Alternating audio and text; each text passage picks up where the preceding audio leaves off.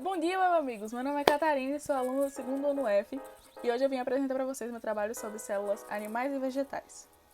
Mas antes de tudo, eu acho que eu preciso mostrar para vocês que células são essas.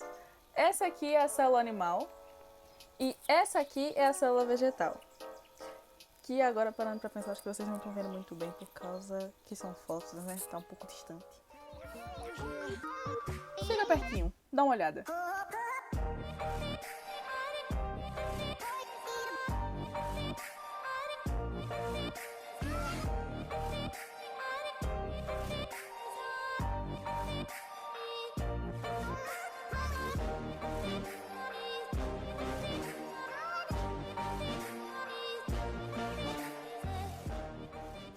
Tá legal, tá legal, tá legal.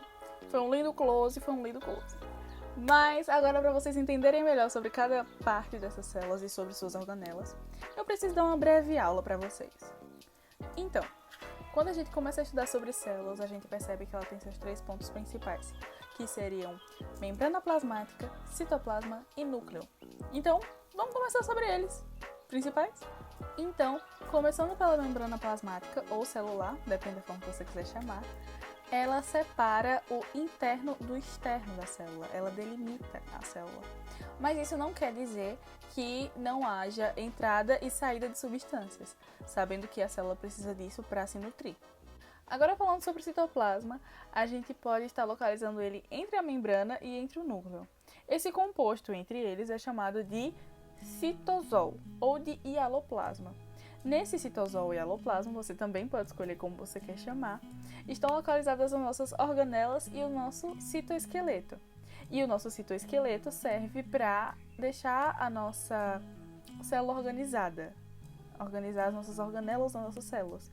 E isso ocorre por meio da presença de microfilamentos e de microtúbulos.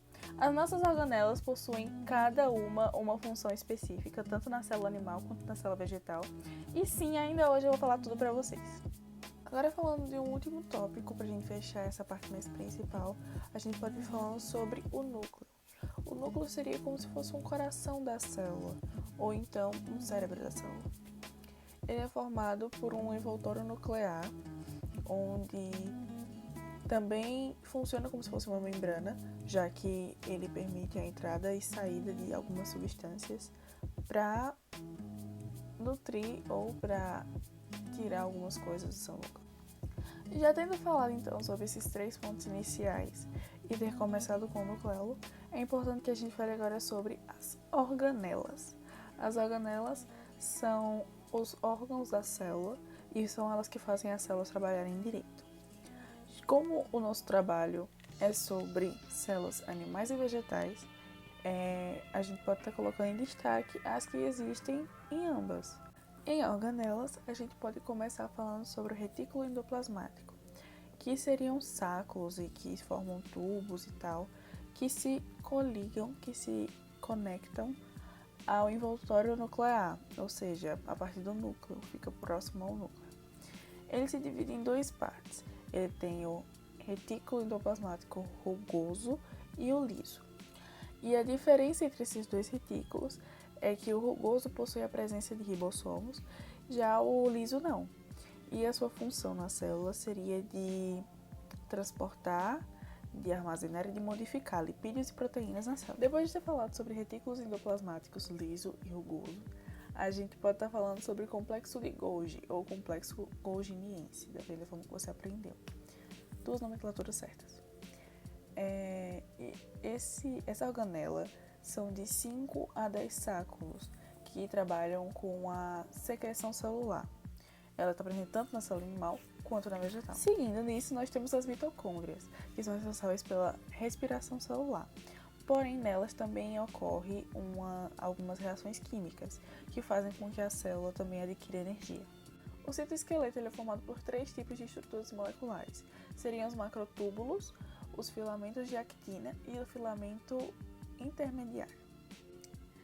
Como subtópico do citoesqueleto, a gente pode estar trazendo os microtúbulos, que também fornecem suporte. Eles fornecem suporte estrutural para a célula e também na dispersão interna dela.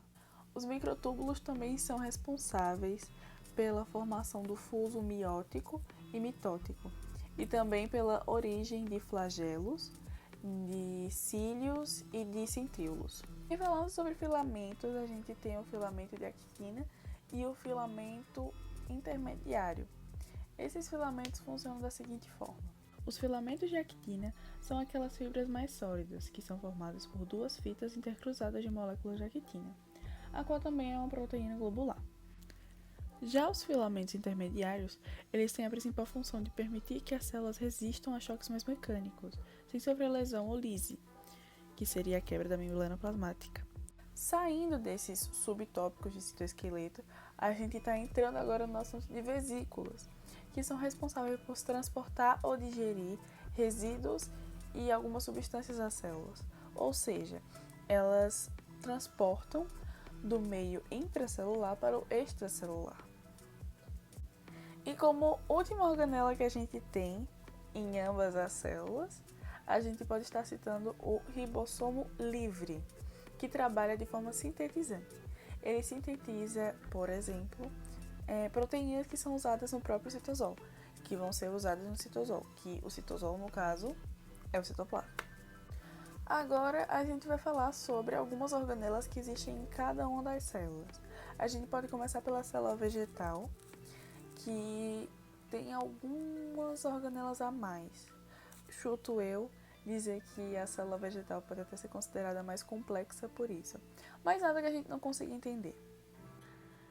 Começando sobre as especificações de organelas exclusivas de cada célula, a gente pode começar pelo vacúolo, que o vacúolo de armazenamento ele é formado principalmente por tonoplastos, ele é delimitado por tonoplastos, e também pela sua camada lipoproteica, que são exclusivas da célula vegetal. Além dos vacúolos, a gente também pode estar citando cloroplastos como células exclusivas vegetais, pois os cloroplastos estão presentes em células vegetais ou em qualquer organismo fotossintetizante. Os cloroplastos funcionam com o armazenamento de clorofila, o que acaba adquirindo ao organismo a qual a tem a cor esverdeada. Além dos cloroplastos, a gente também pode estar citando os amioplastos, que são as organelas que sintetizam amidos e açúcares que vão trazer energia, principalmente, e nutrição para as células e também para o tecido vegetal. Falando agora sobre peroxissomos, nós sabemos que eles são bolsas membranosas que armazenam enzimas, o que faz com que ela seja levemente confundida com os lisossomos, que a gente fala mais na frente, porque estão relacionados às células animais. Só que sabemos hoje que peroxissomos e lisossomos são duas coisas diferentes, sabendo que suas enzimas armazenadas também são diferentes. Como penúltima coisa das células vegetais, a gente pode falar sobre os endossomos, que são responsáveis pelo endereçamento de algumas partículas endocitadas para locais específicos na célula. Fechando a célula vegetal, a gente pode estar falando agora sobre a parede celular, que é formada por celulose, por proteínas, é claro, e também por pectina, entre algumas outras substâncias. Essa parede celular tem como uma das suas maiores funções a proteção maior da célula. Ela está bem ligada quanto à resistência, para que diferentes substâncias não entrem nem saiam dessa célula. E agora, pertinho de encerrar o trabalho, nós vamos falar sobre as organelas exclusivas da célula animal. Começando então pelos lisossomos, como já citado anteriormente, eles são bolsas membranosas que armazenam enzimas. Essas enzimas, no caso dos lisossomos, por exemplo, são responsáveis pela digestão de algumas substâncias na célula. E para fechar, a gente vai falar agora sobre centríolos, que são organelas formadas de proteína e algumas outras substâncias que têm um formato cilíndrico. E essa organela está presente na movimentação de cromossomos, principalmente durante a divisão celular. Bom, esse foi o meu trabalho. Eu espero que vocês tenham gostado e até o próximo!